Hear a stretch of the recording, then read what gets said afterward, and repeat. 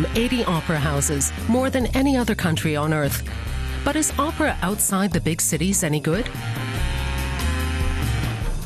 Stralsund, a quiet town on the Baltic with 60,000 residents. But there's lots going on in Stralsund's opera house. If I stage a production, it's not provincial.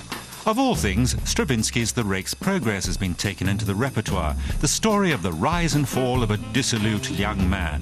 Light operettas are usually more to Stralsund's taste. Stravinsky, even the sound of it makes their hair stand on end. What kind of weird music is that? All those sour notes. It has to be hard going. At least this opera is from Stravinsky's neoclassical phase. Arias, melodies, they're all there.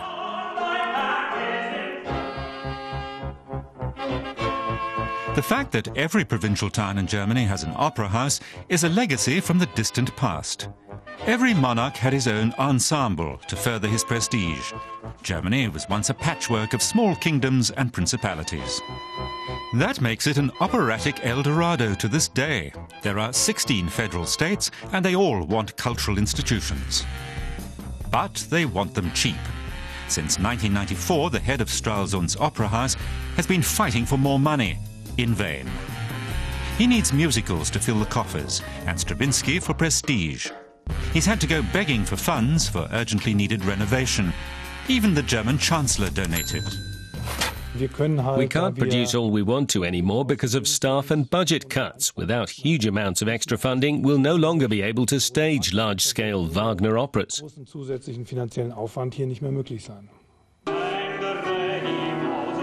Tenor Kerem Cook from Turkey can live without Wagner. He's in the same position as many young singers around the world. German provincial theatres are about the only institutions that still offer long-term contracts.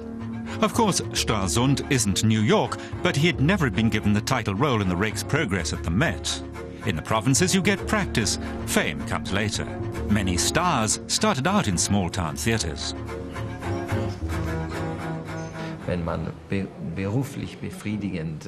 If you want to live out your professional dreams, that's not so important. I get really good roles here in Theater Vorpommern, and it's worth it to me. What annoys me about Berlin is that big-name singers are flown in, but you have much less rehearsal time with them. You rehearse with a bunch of stand-ins, and what can a director do except then turn away and say, "My assistant can teach them what we've worked on during the past 4 weeks." The ensemble in Stralsund has other pressures to contend with.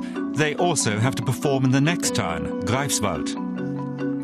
It's a 40-kilometre drive for singers, orchestra and scenery, but it's the only way they can avoid closing.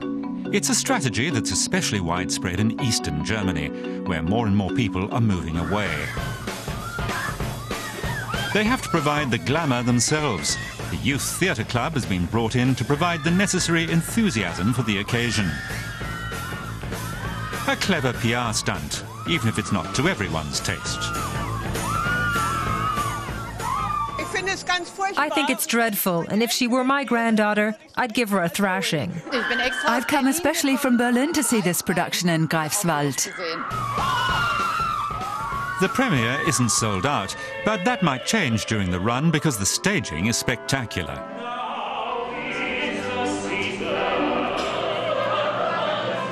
Stravinsky tells the story, loosely based on Hogarth's famous series of paintings, of Tom Raquel, who can't resist the temptations of riches and the big city.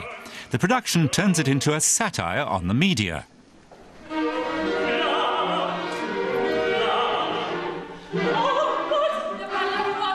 Brightly coloured and full of wild effects, this isn't about psychology, it's about the desire for spectacle. It's a daring choice for the provinces, and a stroke of luck for the opera house, whether or not the orchestra and casting are world class. From the very start, the first 20 minutes, it was clear to me we had an enthusiastic audience. That's something you can sense. You can do a lot wrong in a production of Fledermaus and still be successful. But succeeding with an opera like The Rake's Progress, which is unknown in the provinces, is something we can all be proud of. So there you are. Provincial is what you make of it.